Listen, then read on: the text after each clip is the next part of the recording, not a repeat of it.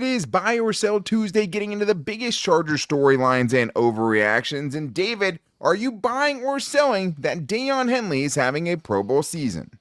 Daniel, this is an easy buy. Daiyan Henley has been one of the best linebackers in the NFL this season.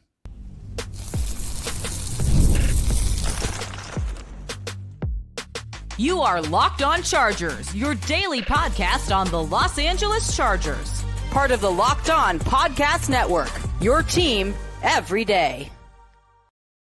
What is up, and welcome into the Locked On Chargers podcast. I'm your host, Daniel Wade, joined as always by my co-host, David Drogemeyer, and we've been covering the Chargers together now for 9 seasons, but this is our 7th year as the host of the Locked On Chargers podcast, bringing you your team every day. Thank you to the everydayers out there for making us your first listen. To make sure you never miss the show, go subscribe or follow for free on the Locked On Chargers YouTube channel and listen wherever you get your podcast from. David, what do we got today? Daniel, through 10 games, Daiyan Henley is only 6 tackles away from 100 on the season. He's been absolutely everywhere and has been impacting the game on multiple fronts. I think he definitely deserves a Pro Bowl nod if he is able to keep things up this season. And what about Joe Alt and Lad McConkey? Are they two of the best first and second round picks in Chargers history? Actually might surprise you how high up on that list that they are. And is the AFC West still in play for the Bolts? Yeah, I think it's at least a question now if the Chiefs can be beaten, as we saw, and now you look up and the Chargers are only a couple games back for not just a playoff spot, but potentially an AFC West crown. But this episode is brought to you by FanDuel. You can start the season with a big return on FanDuel. New customers can place a $5 bet and get started with $150 in bonus bets if you win your first $5 bet. Visit FanDuel.com to get started. David, is one of our favorite days of the week. Buy or Sell Tuesday is always great, getting into the biggest Charger storylines and overreactions, because after every game, there's big storylines and there's big overreactions, as there always is. And I think especially after the game that you saw on Sunday Night Football, there's a lot of things you can take away from it. But I saw another strong performance from Daiyan Henley, which is why I came up with this one for today, which is just buy or sell that Daiyan Henley is having a Pro Bowl season and could be a Pro Bowler potentially in 2024. Yeah, Daniel, this is one of the easiest buys of the entire buy or sell season here for me. Daiyan Henley's been fantastic. He leads the Chargers in tackles by 35. 35. The next closest person to him is Derwin James. Daiyan Henley's been absolutely everywhere. He's 13th in the league in tackles. That's including all defensive players, which is crazy. You know, he's only 16 tackles away from the number 1 overall tackle spot, which is Roquan Smith of the Baltimore Ravens. But hey, only 11 missed tackles on the year, 5 passes defensed, a sack, a reception percentage allowed of under 80%, which is very good for a linebacker. I mean, most of those guys are upper 80s, upper 90s as far as reception percentage allowed. Daiyan Henley's been everywhere. He's been all over the football field. He is always near the ball. He's been a sure tackler. He's a guy you don't have to take off the field on third downs. You can trust him to cover your running backs and tight ends and make key pass breakups and get pressure on the quarterback when you need him to do that. He can do it all, and it's been on full display in his second season in the NFL. Yeah, I totally agree. And I think the thing with Daiyan Henley is when you look at it and you look at just the top guys and all of those kind of stats you think about when you think of linebackers, right? I mean, I think you always think of that 100 tackle mark, and he's obviously going to blow by that. And you're not going to see him at number 1 in any of those spots, right? Because with Daiyan Henley, the part that's so impressive about it is just the all-around nature of it. Like, even in this last game, you could even say the last couple of games, right? They've used him more as a pass rusher, more as a blitzer, and he's been getting better at that. I mean, you have the hurdle for a sack last week. You have 2 quarterback hits this week, including the one Lake talked about, changes the entire trajectory of the game. He hits Joe Burrow. If he doesn't, T. Higgins is wide open with a ton of room to run. And who knows what that looks like. It could look like a game-winning field goal for the Bengals. So seeing his impact week to week is, I think, why we assume that he could be a Pro Bowler. Obviously, you have to have that national notoriety, but it's more about just him playing at a Pro Bowl level, less about if he'll have the popularity to kind of win it. He is that guy. I mean, and when you look at it, that all, well-rounded game really, really shows up. I mean, he's 7th in stops amongst PFF, amongst all linebackers this season. He's 7th in solo tackles. He's 1st in pass breakups per PFF. And should have even had another one because he literally broke up a pass that hit T. Higgins' leg and bounced back up into T. Higgins' Yeah, the chest chances and of that some- happening again is so small. It's It's so crazy, infinitesimal. It's ridiculous. And even though he hasn't, really blitzed a ton this year, he's 18th in pressures amongst linebackers this year. And That's only good. two of the guys ahead of him have had, as many or more opportunities or less opportunities than him to do it. So a lot of the guys ahead of him have had way more pass rushing snaps to talk about. So Daiyan Henley playing at a really, really high level in really his first year of action. He's basically a redshirt rookie as far as I'm concerned after not playing really at all last year. But another guy that really caught my eye in this last game, and I talked about it a little bit on yesterday's show because we all know Tuli Tuipulotu has been on an absolute tear, maybe the hottest pass rusher in the league over the last 4 weeks. But Joey Bosa caught my eye, and this is what I wanted the buy or sell to be today. Buy or sell, Joey Bosa is back. Easy buy for me, Daniel. And the reason why, this was the most snaps Joey Bosa has played the entire season, almost more than the last 3 games combined. Okay, 55 snaps in this game, and he generated 8 pressures. Yeah, he didn't get the quarterback on the ground. He should have. Definitely should have. He missed one pretty bad one, but he also had 5 QB hits. So just because you didn't get the quarterback on the ground does not mean that he did not impact the game. Him and Tuli both had 8 pressures on the game, and that's just music to my ears and to my eyes to see Joey Bosa out there impacting the game. That's what you want. And the fact that he was able to ramp it up to that level, that he was feeling that good, and by all accounts left the game healthy, that is great news for the Chargers defense. A Joey Bosa that's out there healthy and confident, that is the best version of Joey Bosa. Yeah, and sacks aren't everything. That's a big part of it. 8 pressures. I believe PFF said him and Tuli Tuipulotu both had the most pressures in the NFL amongst edge rushers this week. And they were tied with each other for the most of it. So they dominated, and I really, especially in that first half, really changed things and how this game went and really forced the Bengals to have to be in that hole that they couldn't eventually climb out of. But yeah, I mean, you said it, 50 snaps, the most he's played this season, 55 snaps, the first time he surpassed 50 snaps this season. And I think, the most important thing, has played in 4 games in a row. Yeah. Now we're seeing them against the real teams after only playing, 19, 20, 21 snaps in the 3 weeks previous. Ramp it up and have him out there. Baby. And I'm sure with Khalil Mack out, that probably played a factor in it too. Now Khalil Mack has another week or another extra day to rest because they have Monday Night Football next week. And things are looking up for this pass rush unit because, my goodness, Bud Dupree had a couple of quarterback hits in that game too. Like, their pass rush is doing much better. They had over 30 pressures in that game. It was ridiculous. Yeah, which is what they should have done against that offensive line, to be fair, especially without Orlando Brown. But let's get this one here from John Clark, who asked a good question. And a tough one, honestly. Buy or sell, the 27 points the Chargers defense gave up to Cincinnati will be the most they give up to any team in a game this season. David, are you buying or selling that? Yeah, this one's really, really tough for me. And I think if you would have asked me this after the very next game, it might change my answer. If it's after the Ravens game. Like if they could do it this week, If they did it again this week, and then you were saying, sure. Yeah, but this is the reason why I have to sell. The Chargers still have 3 of the top 11 scoring offenses in the NFL on their NFL schedule. That's the Baltimore Ravens, which are second with 30.2 points per game, the Bucks, which are 5th, and the Kansas City Chiefs, who are 11th with 24 points per game. So they still have some teams that can put points on the board and light things up in a hurry.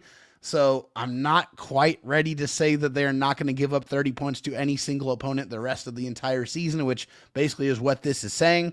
I want to, but I got to see it against the Baltimore Ravens. After that, then my confidence will be a lot higher or lower, depending on the performance.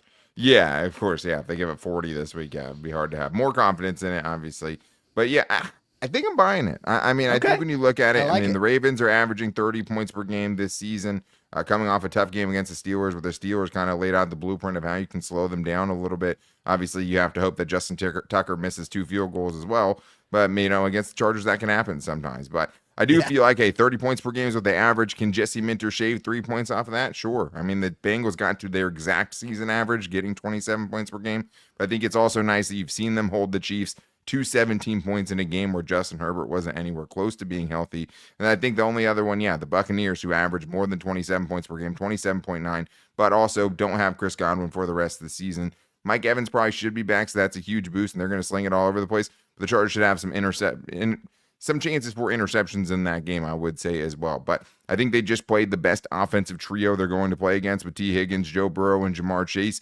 I think there's an argument for Lamar Jackson, Zay Flowers, and Mark Andrews, but you faced about the top you're going to face. I think they can do it and hold every other team to under 27 points. We'll see what happens. But obviously, up until last week, they hadn't even let anyone get over 20. But we still have more great buy or sells to get into, including if Joel and McConkey are one of the best 1-2 picks in any draft ever. We're going to talk about that and more in today's Locked On Chargers podcast.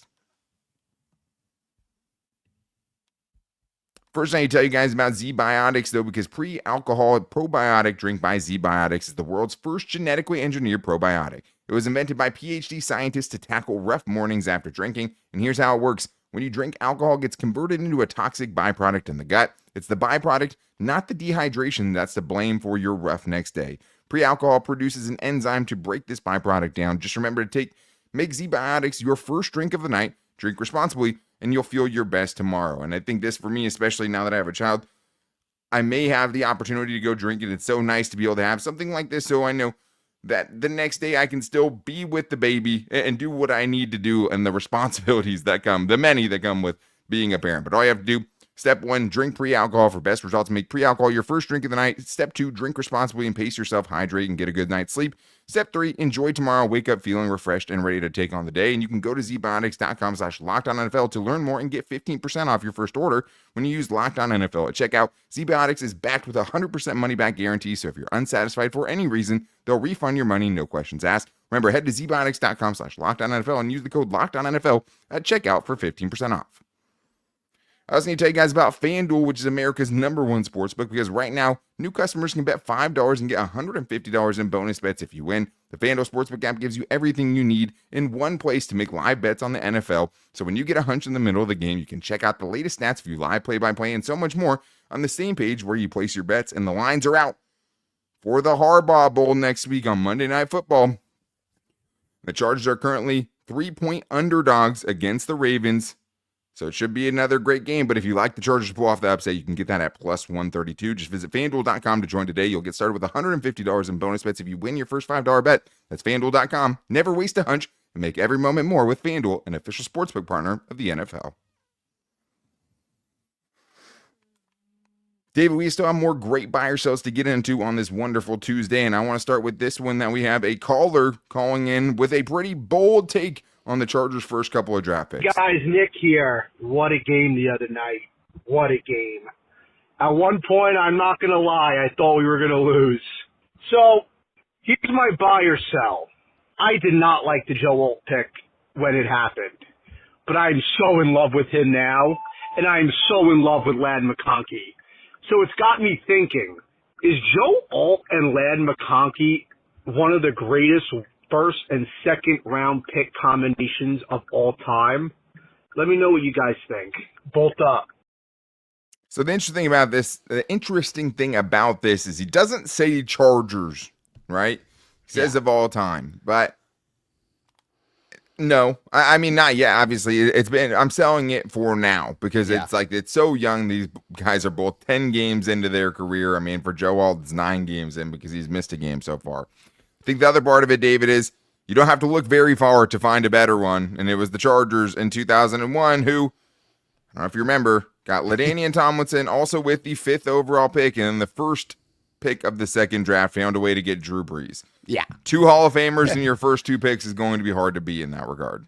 That's exactly where I was going with it, which is why I have to sell it at this point in time. Joe Alt and Lad McConkey have been fantastic for the Chargers. And, hey, we were also not the biggest fans of Joe Alt either. The pick. It's not who we want. The player. Right. Okay, let's be clear about that.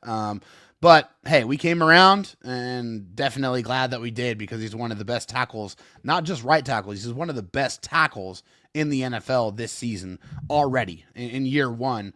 And Lad McConkey, as he just showed in Sunday Night Football, is an absolute stud with the ability to separate and run such crisp, clean routes, not just attack you in the short part of the field, but the intermediate and deep parts of the field, as he showcased on that last touchdown drive of the game for the Chargers. Lad McConkey and the big fella Joe Alt have been phenomenal and fantastic to watch. Some home run picks for Joe Ortiz and Jim Harbaugh for sure.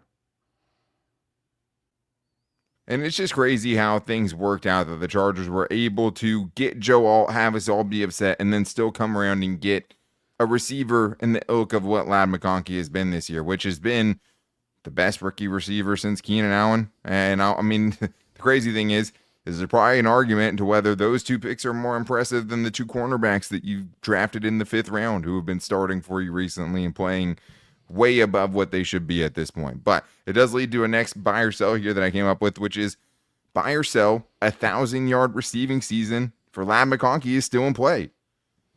Yeah, and it definitely is still in play for Lad McConkey, and so I have to buy it here. Lad McConkey on the year so far, 43 catches for 615 yards, 4 touchdowns, 14.3 yards per reception. And right now on his current pace, he just needs to average 55 yards per game to reach 1,000 receiving yards.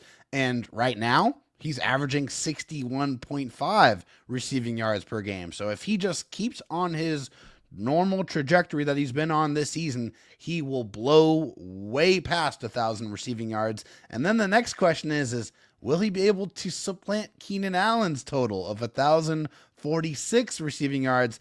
Even that does not seem out of the question at all. No, I mean, you would only have to average a little bit more than what he's doing right now to be able to pass Keenan Allen's 1,046 yards. I will say Keenan Allen obviously playing in a 16-game season and didn't play at all in the first game and then just completely burst onto the scene. Yeah.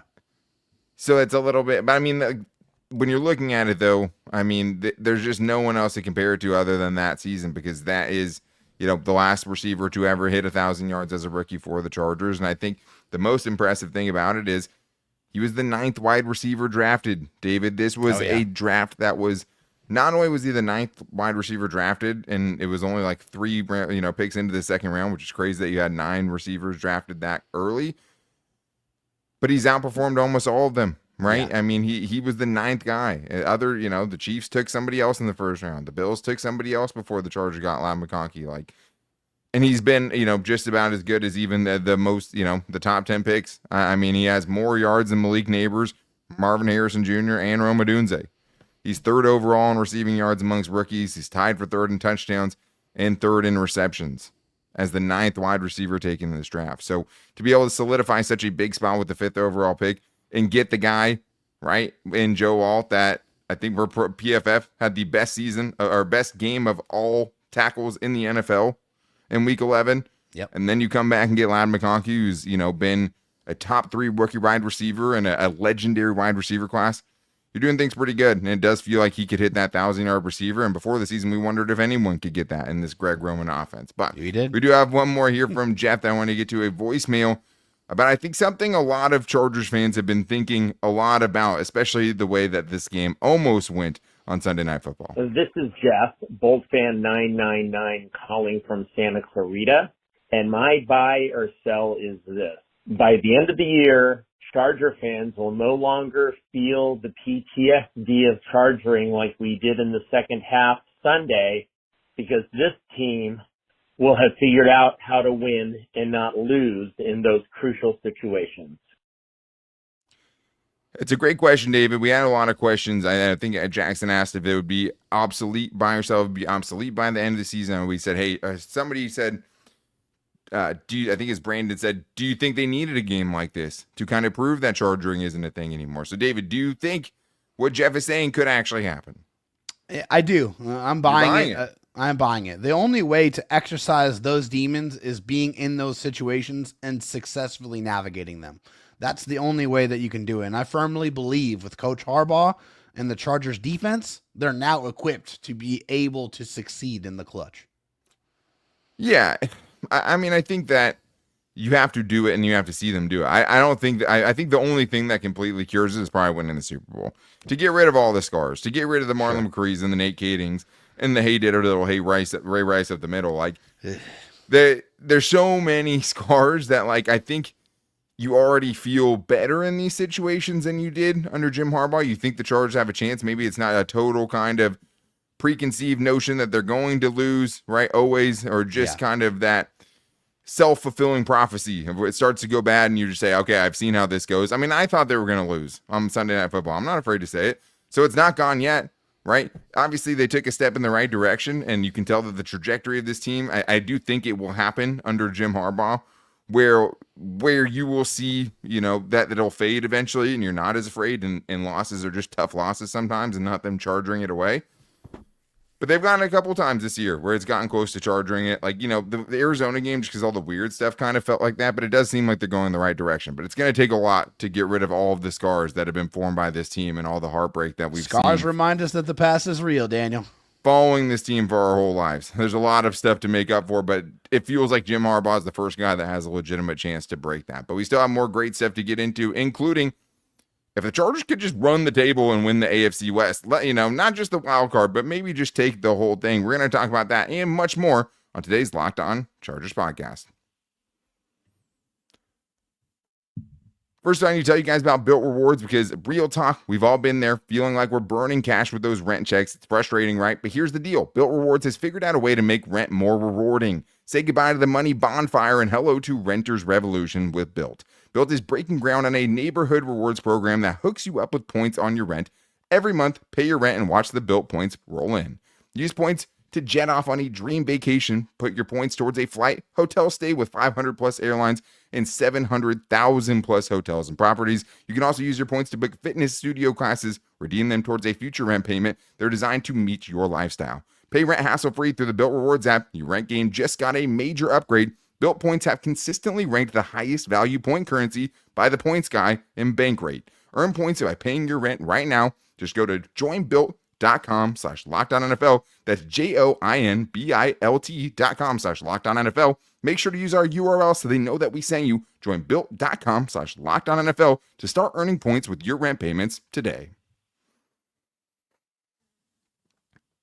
David, we still have some more great buy or sells to get into, and thank you to everyone who hit us up at Locked On LAC and got your buy or sells in or called into the voicemail line at 323-524-7924. And thank you guys, as always, for making us your first listen. We appreciate the everydayers out there, especially as we're all getting to have this fun season finally, man. There's a lot of bad football we had to watch before getting Jim Harbaugh and getting a team that you can actually believe in the way we believe in this team this year. But if you guys need a second listen, make sure to check out the new slate at Locked On NFL. They got 2 shows a day now with 2 great hosts, Tyler the Madman rolling in the morning, and later on with my boy Tony Wiggins, as always, bringing on the local guests who cover their team every single day, part of the Locked On Podcast Network. So check that out on YouTube, wherever you get your podcast from. David, is it crazy for the Chargers to get in the race for the AFC West? I will say one thing, Kevin definitely doesn't think so. Good morning from Honolulu. This is Kevin, and my buy or sell is that if they remain healthy, the Chargers win out and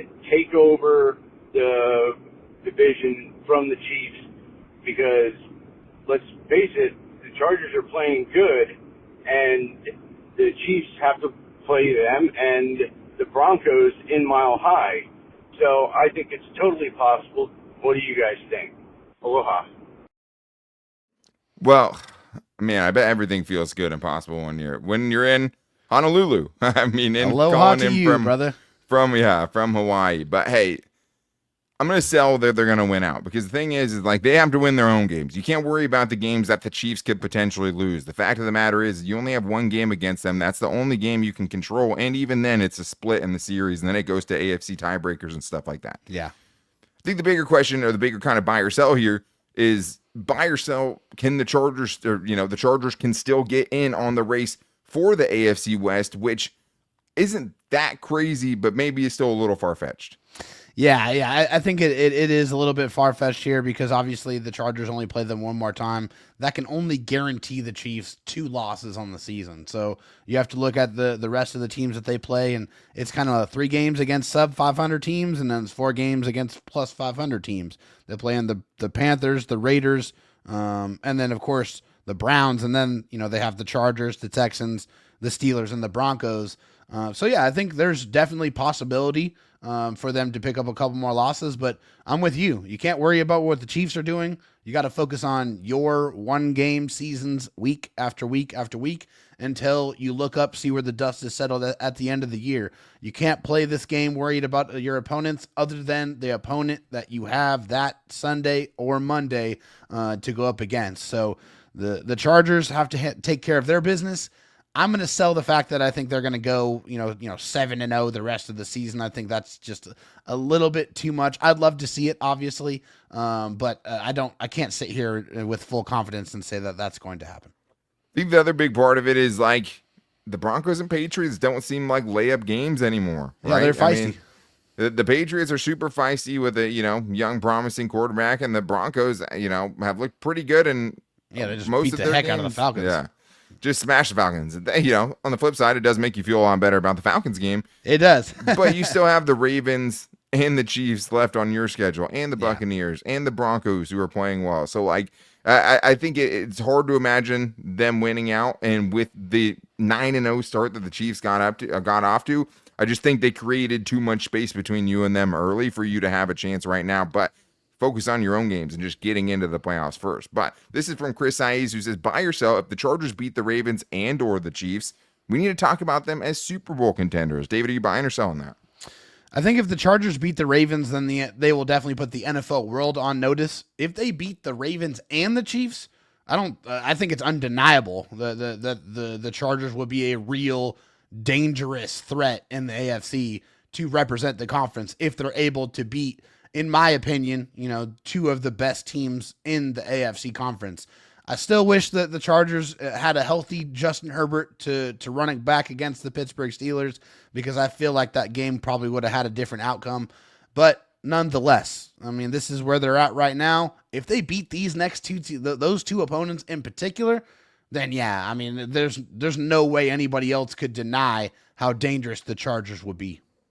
Yeah, I don't think it's an and or. I think it's just an and. If you beat the Ravens and the Chiefs, then you can be Super Bowl contenders. Because the only team, I think if you win one of those games, you feel good about the Chargers winning a playoff game potentially, right? Because you'll know you've beat kind of two playoff caliber quarterbacks over 2 weeks, or span of 2 to 4 weeks. That you're like, okay, well, you can beat those guys that you're going to have to go up against in the playoffs. Even though the Bengals probably aren't going to be there now, that's the kind of weapons, that's the kind of quarterback that you're going to face there. So I do think that if you beat both those guys, you're absolutely Super Bowl contenders, because the only team that you can't really put the litmus test up against is the Bills, who just beat the Chiefs and took away their O, right? So I think that it's hard to gauge the Chiefs game already we've seen this season because of how unhealthy Justin Herbert was. Obviously, you put the Steelers in the same category. Those are the only two AFC playoff teams outside of the Broncos that you've got to play, and it's kind of hard to know how much stock to put into those. So, contenders, if you beat both, fully in. You're a Super Bowl team. Your window is now. Right now, I don't think they're quite there yet, but I think they've already shown they're a playoff caliber team. I think they've shown that they're a team that can win in the playoffs. Beating one of those teams makes you think, hey, we can get a game. Maybe we can get to AFC Championship. You beat both of them, you feel like you can make it to a Super Bowl, which is pretty crazy. But Athir also called in, and he has a question about this Ravens game coming up in a buy or sell for us today. Daniel, this is your baby Athir. Buy or sell. The Charger defense must control Daiyan Henley and force Lamar to throw to have success on Monday. I'm buying it. What do you say? Also, I'm going to call you out on Friday's show. Thank you. Love you. I don't know what I'm getting called out for on Friday's show, but I'm terrified of it. I will say that because, I mean, I don't know. He has receipts. He remembers everything. He remembers all the shows. He listens to all the show. A true everydayer in every sense of the word. We love you, Athir. Obviously, we're going to get much more into these breakdowns later on in the week. This is a game-specific one. We don't usually do that for a buy or sell show, but we'll make an exception for it here. And I think it brings up a good point. Just that needs to maybe be debunked a little bit, because I'm selling this because making Lamar throw, maybe that was one thing, one time something that you would do to try to beat the Ravens. But, man, I don't think it's as simple as that anymore. Lamar's been one of the best passers in the NFL. Obviously, he has 2 MVPs, and that's not just all with what he's done with his legs. He's an in-the-pocket passer, and a really, really good one at that. Of course, you want to stop Derrick Henry, but I think the other part of it is you also have to worry about Lamar's legs. And after seeing what Kyler did to you, seeing what Mahomes did to you, that's a huge concern as well. Yes, it is. I mean, Lamar Jackson is not just a running quarterback anymore. Like, let's throw that, and cast that aside. That's completely gone. This is just one of the most dangerous quarterbacks in the NFL, period. I mean, it's 25 touchdowns to only 3 interceptions. And, he's doing that, while also doing his extraordinary things with his legs. So he's doing both. I mean, that's why he's won the MVP award back-to-back years. It's because he's so freaking dangerous. But I will say, controlling Derrick Henry is important to the success of the Chargers, because in the 4 losses that the Ravens have this year, Derrick Henry has been held under 100 yards in every single one of those contests. So it is definitely a key for success for the Chargers against the Ravens. Yeah, a little preview of what's to come later on in the week. Not back-to-back MVPs, but 2 MVPs in his career already, which is pretty amazing for a guy that, a Bill Polian, a Hall of Fame GM. Well, he could go back-to-back if he gets this one. I mean, if he gets this one, he'll go back-to-back, and I think right now he's up there. Probably him, Josh Allen, definitely. Doesn't feel like this can be a Patrick Mahomes year, because it's been maybe his worst year ever. And they have 1 loss, just to make you want to throw up a little bit. But yeah, it's not that simple anymore. We're 2nd in passing yards total this season, one of the highest passer ratings in the NFL this season. I mean, he's a great passer now, and also is electric with his legs. It's a really tough matchup for the Chargers defense this week. I'll say that right now, because they've had games being bad against the run. They've also had bad games containing quarterbacks and missing sacks. A couple, we saw Joe Burrow do it this week, and he's not Lamar Jackson. Even if Joey Bosa is saying he might be a shifty Lamar Jackson, I'm going to sell that 100%, because he's just not. Lamar Jackson is a threat that only Lamar Jackson brings. Yeah. And it'll be another great test for the Chargers defense, but I think this team has shown you they're going to show up and they're going to compete, and they're going to give themselves a chance to win at the end of the game. And every game that Justin Herbert's been healthy, they probably should have won. So I'm very excited to see it. Monday Night Football, the Harbaugh Bowl, so much great stuff to get into this week, and we're going to continue getting into it, because we have mailbag shows, crossover shows, preview shows, so much more to get to as this season heats up and the toughest stretch of the Chargers season is on us.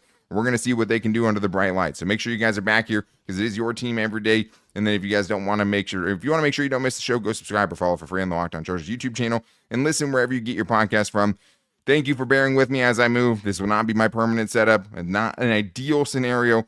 We're going to try to have a show every day for you guys this week, but I do have some big stuff that has to get done. So if we don't make it, that is why. But we appreciate your guys' patience, and we're always going to try to be here for you guys every day. But make sure you guys, as always, are calling into the voicemail line at 323-524-7924 and giving us your 30-second Chargers question, or your buy or sell, or your bold prediction. We love hearing from you guys.